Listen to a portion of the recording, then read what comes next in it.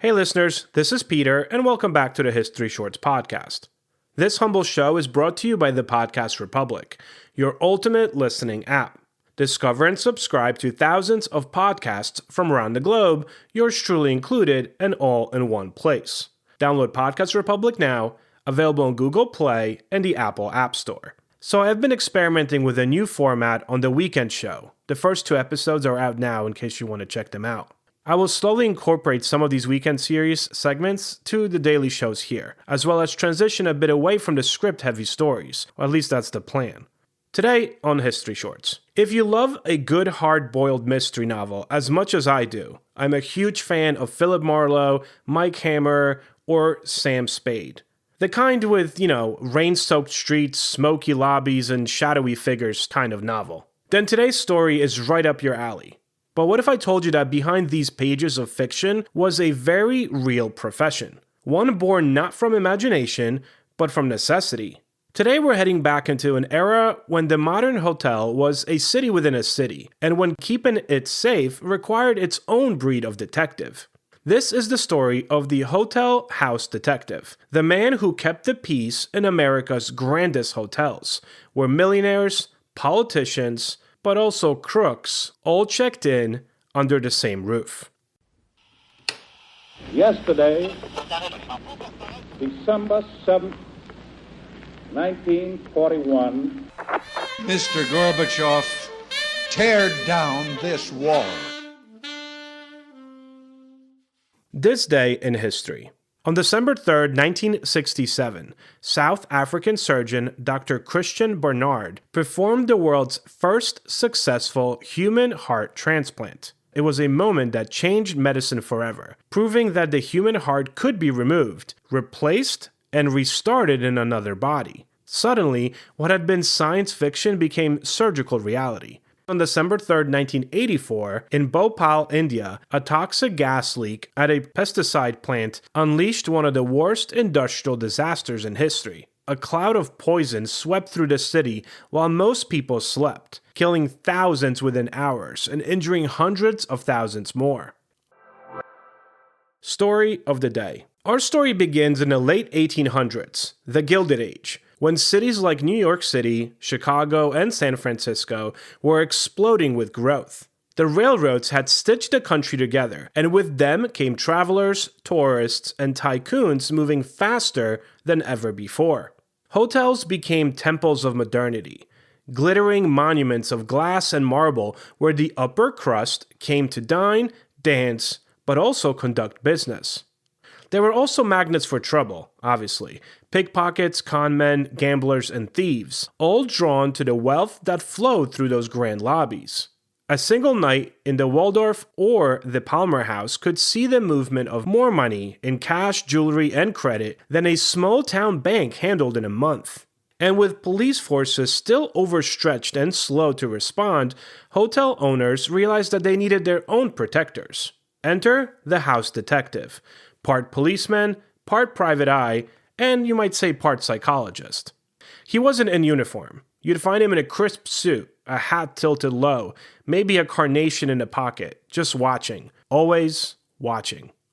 A good house detective needed 2 things, a keen eye and absolute discretion. His job wasn't just to catch criminals, it was to keep the hotel's reputation spotless, and that's really what determined a good hotel detective. Arrests made headlines, after all. Quiet resolutions kept guests coming back. Many of these men were former police officers, or Pinkerton agents. They knew the art of surveillance, the patterns of a pickpocket, and the tricks of a traveling swindler. But they also needed that charm, because in a world of luxury hotels, brute force was bad for business. A house detective's beat wasn't the dark alley. It was the ballroom, the elevator lobby, the linen corridor behind the rooms.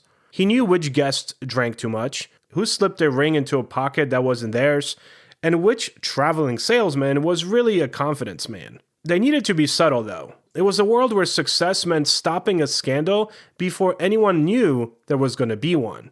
By the 1910s, nearly every major American hotel had its own internal detective. It was just normal. They operated out of small offices, usually tucked behind front desks, complete with safes, filing cabinets, and ledgers full of incident reports, kind of like a small mini police station within a hotel. They carried no badge, obviously, of the city because their authority came from the hotel owner and the trust of its guests. In 1 year alone, the New York Hotel Association estimated that its detectives prevented over $200,000 in thefts in 1910. That's millions by today's standards, yet almost no one outside of the business knew their names. They worked quietly, investigating everything from stolen jewelry to missing guests, domestic disputes, blackmail, and extortion.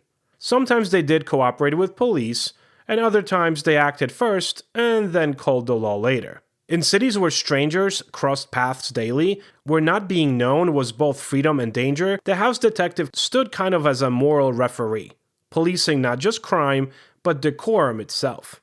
Take the story of William H. Sullivan, a house detective at the Grand Manhattan Hotel in the 1920s. For weeks, jewel thefts had plagued the evening receptions. Necklaces vanishing, diamond brooches slipping away from gowns. Sullivan studied guest patterns, cross-referenced room assignments, and then began to notice a pair of young men who appeared at every social function, though never as registered guests. So one winter evening, as a waltz played softly from the orchestra, Sullivan followed his hunch. He positioned himself near the ballroom exit and then watched one of the men linger just too long behind a lady's chair. When the gloved hand reached for her handbag, Sullivan stepped forward. No shouting, no drawn weapon, just a firm hand on the thief's wrist and a low whisper. "You'll be coming with me, sir." Within an hour, the thieves were in police custody, and the hotel's name never made the papers. For Sullivan, that was success. Of course, the house detective's job wasn't always so elegant. During Prohibition, hotel detectives across the country found themselves battling bootleggers, gamblers, and smugglers. High-end hotels became fronts for speakeasies or poker rooms hidden behind false walls. Detectives had to balance their loyalty to management, who often turned a blind eye to profitable vices, with the law itself. In one case on the West Coast, a detective uncovered a full-scale gambling ring operating out of a hotel basement. Local businessmen, politicians, and even a few police officers were involved. The detective's challenge wasn't catching the gamblers. It was deciding how much truth his employers actually wanted exposed. And that tension between honesty and discretion, that really defined the profession. The best house detectives weren't just crime fighters. They were diplomats, mediators, and sometimes silent fixers for the powerful. But in the 1930s, as America's great cities modernized, the role of the house detective began to change. Technological innovations, from electric locks to central telephones and even security cameras, started to replace the need for constant physical surveillance. At the same time, private security firms and insurance investigators began to handle many of the responsibilities that were once entrusted to in-house detectives. The romantic age of the lone, watchful sleuth began to fade, replaced by the more bureaucratic system of risk management. Still, the house detective lingered for a while longer, especially in the old hotels that valued tradition over efficiency.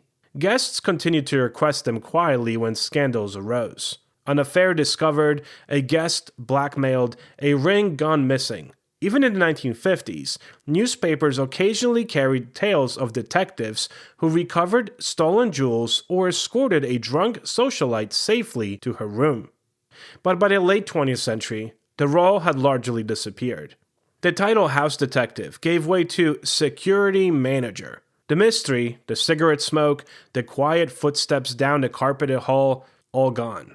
So the next time you step into some grand old hotel, the kind with, polished brass, a revolving door, and chandeliers that have seen a century of guests come and go, take a moment to look around. Somewhere in that lobby's history, a quiet man once stood, keeping watch, maybe pretending to read a paper, not for fame or fortune, but to ensure that everything appeared as it should. Because that, in his eyes, was order.